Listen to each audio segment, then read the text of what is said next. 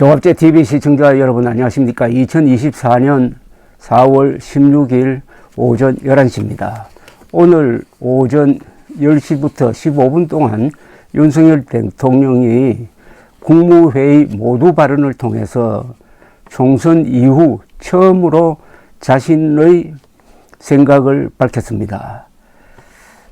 결론적으로 말씀드린다면은 국민들에게 좀 무례한 태도였습니다. 그리고 그 내용은 나는 열심히 했는데 국민들이 알아주지 않는다는 것으로 일관했습니다. 그리고 앞뒤가 꽉 막혀 있는 불통 이미지를 더 강화시키는 내용이었습니다. 아무런 새로운 대안 제시도 없었습니다. 그리고 그 말하는 태도는 좀 불손한 느낌을 받았습니다. 국민들을 무시하는, 국민들의 희망과 국민들의 불만에 대해서 전혀 대안을 제시하지 못하는, 어떻게 보면 그 내용으로서는 하나마나한 이야기입니다. 근데 그걸 총선 이후 6일 동안 끌면서 했다는 게 좀 답답하기도 합니다. 6일 동안 고심해서 만든 작품이 이 정도냐. 그런 점에서 이번 연설을 계기로 해가지고 윤석열 대통령이 심기일전해가지고 새로운 방향으로 이 나라를 끌고 갈 것이다 라고 기대했던 게 무너지면서 어떻게 보면은 이번 연설로 윤석열 대통령이 돌아갈 수 없는 다리를 걷는 것 아니냐. 앞으로 윤석열 대통령 앞에 놓인 여러 가지 문제들이 더 커지고 해서 최악의 경우에는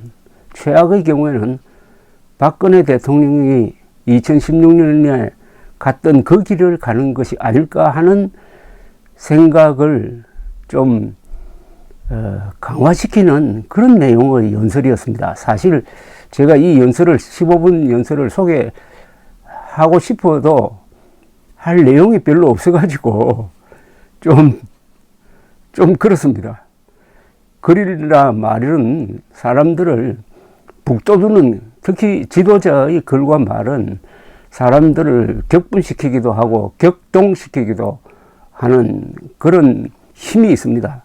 대통령의 가장 큰 힘은 그 연설입니다. 그 연설이 이렇게 맥이 빠지니까 제가 이 방송을 하면서도 별로 힘이 나지 않습니다. 그러나 어쩌겠습니까? 일단 내용을 소개해 드리겠습니다. 윤석열 대통령은 16일 더 낮은 자세와 유연한 태도로 보다 많이 소통하고 저부터 민심을 경청하겠다고 했습니다. 서울 용산 대통령실 청사에서 주재한 국무회의에서 한 이야기인데, 어려운 국민을 돕고 민생을 챙기는 것이 바로 정부의 존재 이유라면서 그런 측면에서 이번 총선을 통해 나타난 민심을 우리 모두 겸허하게 받아들여야 한다고 했습니다. 총선에서 참패했다는 말은 하지 않았습니다. 윤 대통령은 취임 이후 지난 2년 동안 국민만 바라보며 국익을 위한 길을 걸어왔지만 국민의 기대에 미치지 못했다. 올바른 국정의 방향을 잡고 이를 실천하기 위해 최선을 다했음에도 국민이 체감할 만큼의 변화를 만들어내는데 모자랐다. 큰 틀에서 국민을 위한 정책이라 하더라도 세심한 영역에서 부족했다. 열심히 했는데 국민들이 몰라준다는 뜻으로 해석됩니다. 왜 국민들이 몰라주게 되었느냐. 잘한 게 많은데 바로 그것은 오늘 윤석열 대통령의 이 국무회의 모두 발언이 답입니다. 저런 식으로 국민들에게 소통하고 저런 식으로 설명을 하고 저런 식으로 일방 통행을 한다면은 국민들이 알아줄 방법이 없는 거죠. 생각이라는 것은 서로 주고받아야지 일방적으로 아랫사람한테 던져주는 것을 그냥 먹기만 하라는 식의 그런 소통으로 어떻게 국민들의 마음을 잡겠습니까?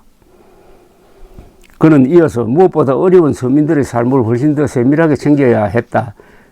예산과 정책에 집중해 물가 관리에 총력을 다했지만 어려운 서민들의 형편을 개선하는 데 미처 힘이 닿지 못했다.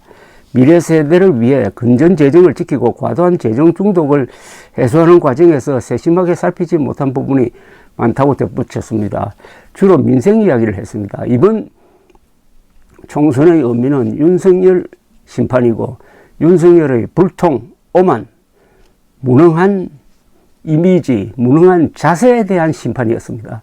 그런데 이분은 계속 민생, 경제, 그것 때문에 졌다는 판단에 근거해가지고 오늘 연설을 이어갔습니다. 윤 대통령은 노동교육, 연금 3대 개혁과 의료 개혁을 계속 추진하되 합리적인 의견을 챙겨 듣겠다고도 했습니다. 그러면서 정부가 할 수 있는 일에 책임을 다하면서 국회와도 긴밀하게 협력해야 할 것이라고 했습니다. 제1야당 대표와 만나겠다는 이야기는 하지 않았습니다.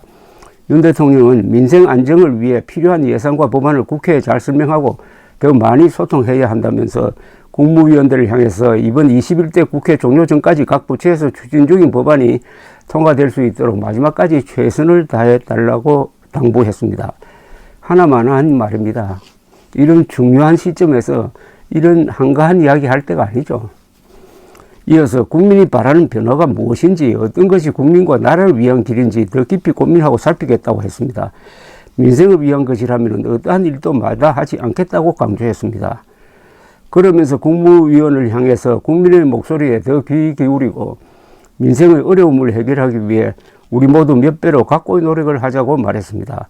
하나만 한 이야기가 반 이상이었습니다. 앞서 윤 대통령은 총선 이튿날인 11일 여당의 총선 참패에 대해서 56자 분량의 대국민 메시지를 이관섭 대통령 비서실장을 통해 전했는데 그 내용이 총선에 나타난 국민의 뜻을 겸허히 받들어 국정을 쇄신하고 경제와 민생 안정을 위해 최선을 다하겠다는 내용이었는데 오늘 국정 쇄신 이야기는 한마디도 나오지 않았습니다. 오늘 또 대국민 담화나 기자회견이 아닌 국무회의 모두 발언 형식으로 메시지를 전했을 뿐입니다. 기자들의 질문을 받지 않았습니다.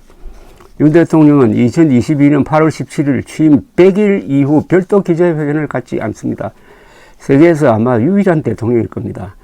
총선 전인 이달 1일 윤 대통령이 발표했던 의료개혁 관련 대국민 담화 당시에도 취재진과의 별도 질의응답도 없었습니다.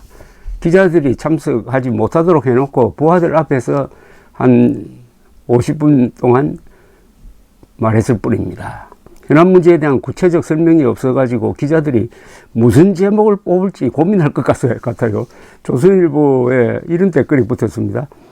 끝까지 나는 잘했는데 국민이 몰라주네 일변도다. 총선 진 게 자신 탓인지 모르네. 역시 변하지 않는 사람. 불통, 불성실, 불손한 발언 태도였습니다. 국민들에게 미안하다는 말을 하지 않는 것은 그가 대통령의 얼굴을 한 특수부 검사라는 저의 생각을 더 굳히게 만들었습니다. 감사합니다.